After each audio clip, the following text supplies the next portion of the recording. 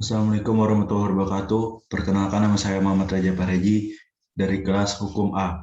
NIM saya adalah 2020 10 11 03 11 015. Di sini saya akan menjelaskan tentang eksistensi kompilasi hukum Islam.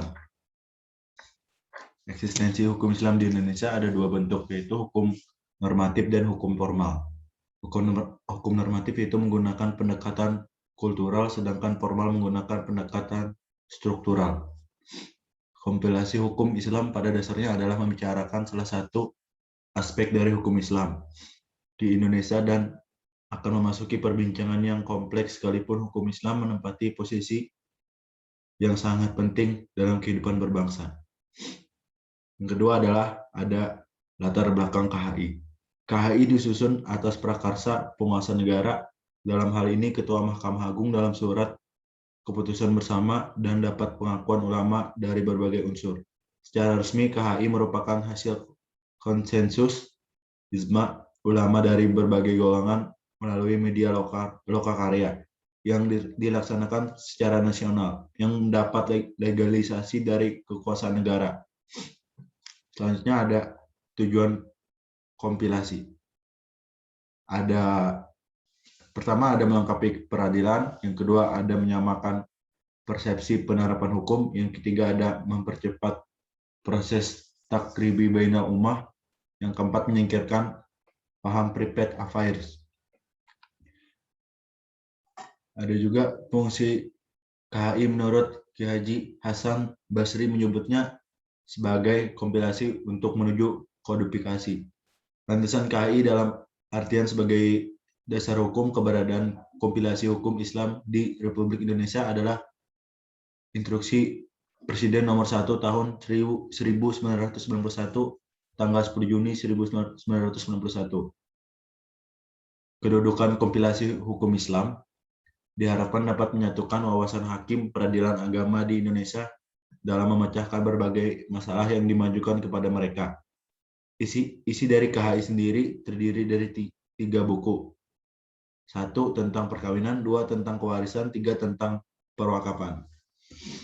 Buku ini hanya pengelompokan bidang hukum, yaitu munakahat, faraid, dan perwakapan. Penyusunan KHI sendiri dimaksudkan mengisi kekosongan hukum substansial yang dijadikan acuan dalam pengambilan keputusan hukum di pengadilan dalam lingkungan peradilan agama.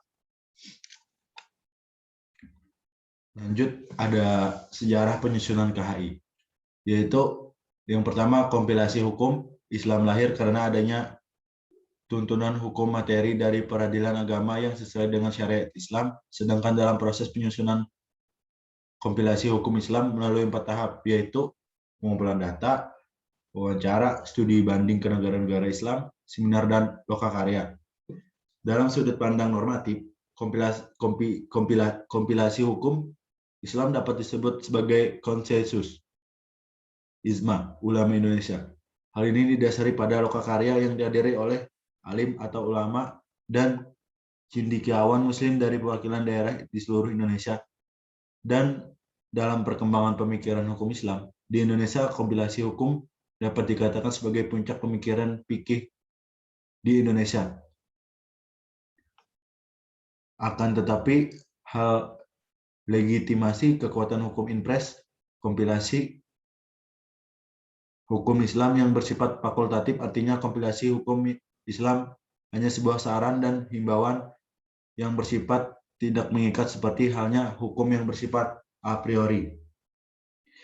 Yang ketiga, ada dalam sudut pandang konstelatif strategi proses pembentukan kompilasi hukum Islam berkarakter responsif. Kenyataan ini 10/11/02 didasarkan pada peran pemerintah yang terlalu dominan dalam proses pembentukannya, sehingga peran masyarakat termarginalkan namun masih dilibatkan.